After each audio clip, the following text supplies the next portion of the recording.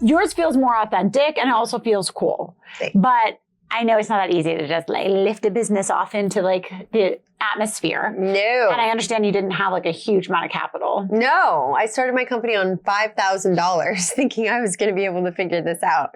But you do need to be almost like delusional, I think, and also have that back against the wall. If this doesn't work, I have no plan B. Right. And if you're not like that, then don't start up a company. Unless somebody gave you millions of dollars to start your company. So I like to take, this is like kind of I think you have like 3 pivot points, but I mean, is this a good time to go into the David Bloom of it all? Sure. Because this feels like to me, so now you are building the brand. Yep.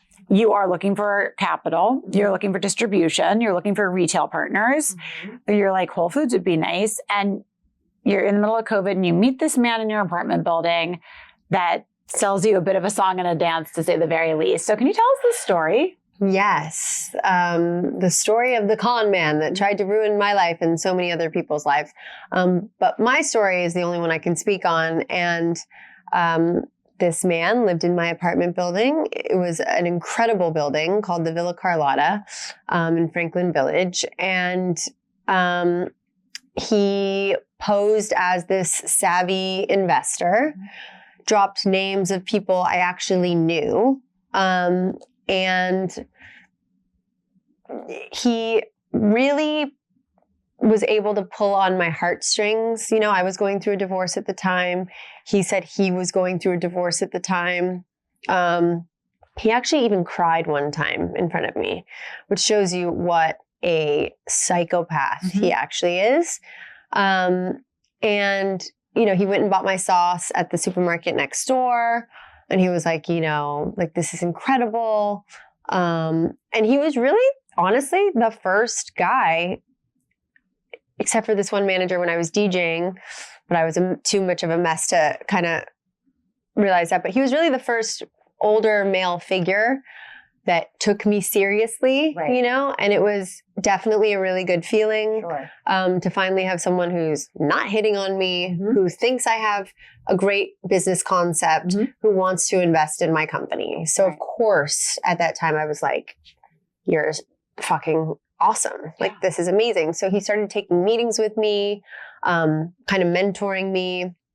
I brought in my business partners, you know, everybody kind of fell for it. So it was just so insane to find out 6 months later. Like, this man was at my daughter's birthday. He becomes like family to you. Yeah, he becomes family to you. And when you hear all the different stories on my podcast, you hear how he did that with all these other victims. And this was a time when I just like, I was tired, you know, I really wanted like that win. I really needed it. My divorce was just destroying me. When I found out that he was a scam artist, after 6 months of thinking this person was like a mentor and very close friend, I'm not gonna lie, like, I had days where I was suicidal. Like, you can actually hear it in the podcast because my business partners were smart enough to record it because we were trying to record stuff for the police. So they just kept the phone rolling, and you hear me actually having a panic attack. I literally couldn't breathe because also, like, thinking about all the people I dragged into his web, the guilt and shame that I felt around when you're the victim of someone like this, when you find out the truth, it is like you almost like don't even believe it yet. You go back and forth between like, it's like you go mentally insane trying to replay every story, every moment. How could you be so dumb? Like, humiliation, just so many things. And I just remember him saying to me one time, like, they're never going to arrest me. So under what? All right, just to back up for 1 second. Yeah. So you found out you were in by Whole Foods headquarters thinking you were taking a meeting with their CEO, right? Yes. So like, can you tell me about that? Yes. So eventually he gives us the great news that he got us a meeting with the CEO of Whole Foods. And He tells me, you got to come up to my apartment right away because he's on the phone right now. He has this long drive and this is like your only chance to talk to him and pitch your brand. And I was like, what the? Okay, fine. I was at that stage of life where I was like, I'll do anything, that I have to do to, not bring this home. And I go upstairs to his apartment. He's like, AC Gallo was the name of the CEO. And he's like, I have Caroline here. And he's like, well, Caroline. And there's this guy on the phone who literally knows everything about the business, knows about my company, knows everything. There is no way I could have ever thought that was a scam. Of course. Like on what planet? Why would anyone do that? Why would anybody do that? And right now he's considered one of the victims. Oh, yes, he is. Yep. Interesting. Which pissed me off a little bit, but I also know how crazy David Bloom is, that he obviously did something to trick him into doing this. So, but yeah, I mean, it was... Wait, to trick him into... Because the being person on the voice. phone... Wait, so when you were on the phone, you weren't really on the phone with AC? No. Okay, so who were you on the phone with? Exactly. Right. But you find that out through the podcast. Right.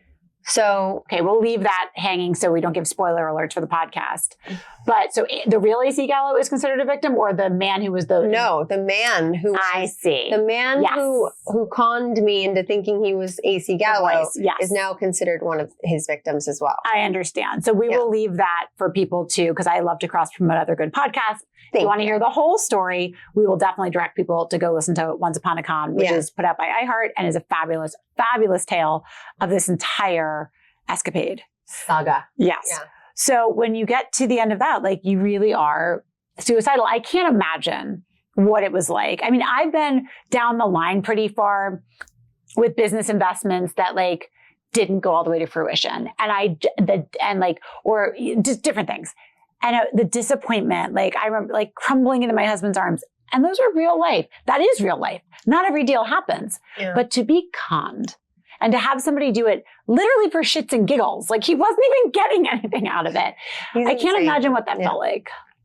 And how did you keep going? And there's a part that I actually posted a part of it on my Instagram and it went viral, where I actually ended up grabbing a bunch of the victims.